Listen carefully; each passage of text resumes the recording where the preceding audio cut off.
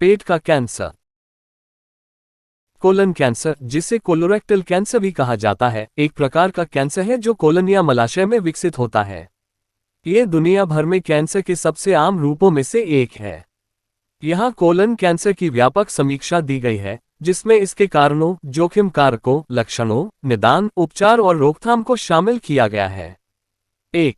कारण और जोखिम कारक। कोलन कैंसर आमतौर पर कोशिकाओं के छोटे, गैर कैंसर युक्त गुच्छों के रूप में शुरू होता है, जिन्हें एडिनोमेट्स पॉलिप्स कहा जाता है। समय के साथ इनमें से कुछ पॉलिप्स कोलन कैंसर में विकसित हो सकते हैं। कोलन कैंसर का सटीक कारण पूरी तरह से समझा नहीं गया है, लेकिन कई कारक इसके विकास में योगदान करते हैं।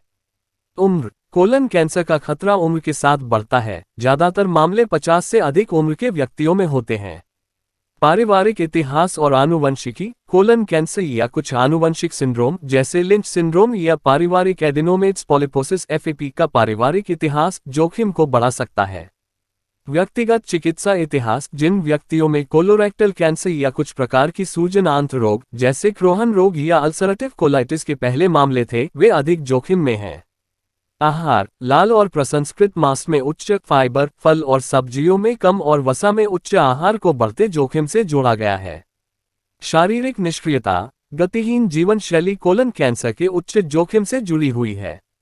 धूम्रपान और शराब। धूम्रपान और भारी शराब का सेवन जोखिम कारक है। 2. लक्षण। प्रारंभिक चरण के कोलन कैंसर में ध्यान देने योग्य लक्षण नहीं हो सकते हैं, लेकिन जैसे जैसे बीमारी बढ़ती है, निम्नलिखित लक्षण दिखाई दे सकते हैं। आंत्र की आदतों में परिवर्तन, जैसे दस्त, कब्ज या मल की स्थिरता में परिवर्तन। मल में खून या मलाशय से खून आना। पेट में परेशानी, ऐंठन या दर्द। कमजोरी या थकान। अनपेक्षित वजन कम होना। लोहे की कमी से अनीमिया। 3. निदान। सफल उपचार के लिए शीघ्र पता लगाना महत्वपूर्ण है। कोलन कैंसर के निदान के सामान्य तरीकों में शामिल हैं कोलोनोस्कोपी। इस प्रक्रिया में बायोप्सी के लिए पॉलिप्स या ऊतक को देखने और संभावित रूप से हटाने के लिए बृहदान्त्र में एक कैमरे के साथ एक पतली, लचीली ट्यूब को सम्मिलित करना शामिल है। फैकल ऑकल्ट ब्लड टेस्ट (FOBT) ये परीक्षण मल में छिपे रक्त का पता लगाता है, जो पॉलिप्स या कैंसर की उपस्थिति का संकेत दे सकता है। लचीली सिग्मायोडोस्कोपी कोलोनोस्कोपी के समान ये प्रक्रिया बृहदान्त्र के निचले हिस्से की जांच करती है। इमेजिंग परीक्षण, CT स्कैन, MRI और PET स्कैन कैंसर के प्रसार की सीमा निर्धारित करने में मदद कर सकते हैं। बायोप्सी। यदि संदिग्ध ऊतक पाया जाता है, तो ये पुष्टि करने के लिए बायोप्सी की जाती है कि क्या ये कैंसर है। 4. उपचार। कोलन कैंसर का उपचार रोग की अवस्था और सीमा पर निर्भर करता है।